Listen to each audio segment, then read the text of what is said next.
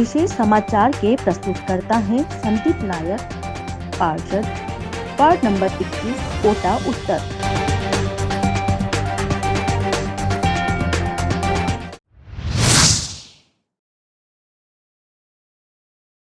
नमस्कार, जागो जनमत में आपका स्वागत। आपके साथ मैं हूं सुरक्षा। कोरोना वायरस की दूसरी लहर की चपेट में आने वाले मरीजों में लगातार एक के बाद एक नई बीमारियां पनप रही है। शुरुआत में कुछ लोग इससे संक्रमित होने के बाद डायबिटीज के मरीज बन गए और कुछ को कोविड निमोनिया ने दबोच लिया। पिछले दिनों कई कोरोना संक्रमितों की मौत दिल के दौरे से हुई और हाल ही के दिनों में ब्लैक फंगस ने जबरदस्त तरीके से कहर बरपाया।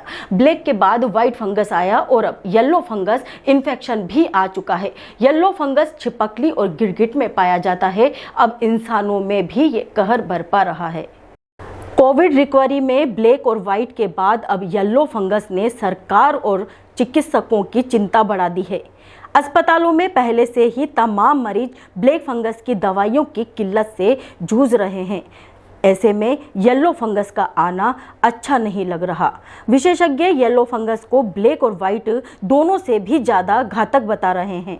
यूपी के गाजियाबाद स्थित एक अस्पताल में येलो फंगस की पुष्टि हुई है। एक व्यक्ति में येलो फंगस का संक्रमण मिला है। विशेषज्ञों की माने तो येलो फंगस के सिस्टम ब्लैक और व्हाइट फंगल इन्फेक्शन दोनों से अलग हैं, जो शरीर के आंतरिक भागों से शुरू होता है। शरीर में मवाद के रिसाव के कारण यह संक्रमण बनता है। इसके लक्षण बाकी दो फंगल इन्फेक्शन से बिल्कुल अलग है, लेकिन जैसे जैसे ये शरीर के अंदर बढ़ता है वैसे वैसे घातक रूप ले लेता है। येलो फंगस गिरगिट और छिपकली में पाया जाता है।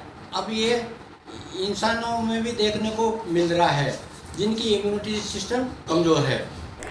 इस इन्फेक्शन की चपेट में आने के बाद अगर किसी को कोई घाव है तो उसमें से मवाद का रिसाव होने लगता है और घाव बहुत धीमी गति से ठीक होता है। इस दौरान मरीज की आंखें धंस जाती है और कई अंग काम करना बंद कर देते हैं। उसका मेटाबॉलिक सिस्टम भी खराब हो जाता है। डॉक्टर कहते हैं अभी तक ये येलो फंगस छिपकली और गिरगिट जैसे जीवों में ही पाया जाता था। जिस रेप्टाइल को यह फंगस होता है वह जिंदा नहीं बचता। अब इससे अंदाजा लगाया जा सकता है कि इंसान के लिए यह फंगस कितना खतरनाक हो सकता है।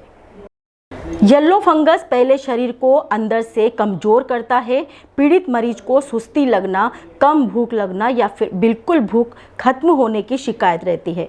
फंगस का असर जैसे जैसे बढ़ता है मरीज का वजन तेजी से कम होने लगता है और ये काफ़ी घातक हो जाता है। अगर किसी मरीज को काफ़ी समय से सुस्ती लग रही है या कम भूख लगती है या फिर खाने का बिल्कुल भी मन नहीं करता तो इसे नज़रअंदाज नहीं करना चाहिए। ऐसे में तुरंत डॉक्टर के पास जाना चाहिए।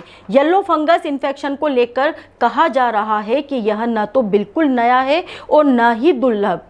वर्तमान में फोटेरिसिन बी इंजेक्शन, जो एक एंटी फंगल दवा है, येलो फंगस इन्फेक्शन से लड़ने के लिए यही इंजेक्शन एकमात्र उपचार है। डॉक्टरों का कहना है कि येलो फंगस भी उन्हीं लोगों को अपनी चपेट में लेगा जिनकी इम्यूनिटी सिस्टम कमजोर होगा। जीव जंतुओं में भी उन्हें ही अपना शिकार बनाता है जिनकी इम्यूनिटी कमजोर होती है। ऐसे में आपको कोविड के साथ साथ येलो फंगस इन्फेक्शन से बचाव के लिए भी अपना इम्यूनिटी सिस्टम मजबूत बनाना होगा, वरना जिनकी भी इम्यूनिटी कमजोर हुई अब वे न सिर्फ कोविड की चपेट में आएंगे बल्कि येलो फंगस भी उन्हें अपना शिकार बनाएगा। इस फंगस के बचने के लिए आपको साफ सफाई का भी खास तौर से ध्यान रखना होगा। जानकारों के मुताबिक येलो फंगस गंदगी के कारण किसी भी मरीज को हो सकता है, इसलिए अपने आसपास साफ सफाई रखें। अपनी इम्यूनिटी बढ़ाने के लिए पोषक तत्वों से समृद्ध फूड को डाइट में शामिल करें। बासी खाने को अपने आहार में किसी भी कीमत पर शामिल न करें। सेहतमंद रहें और चिकित्सकों की सलाह पर उनका पालन करें। नमस्कार।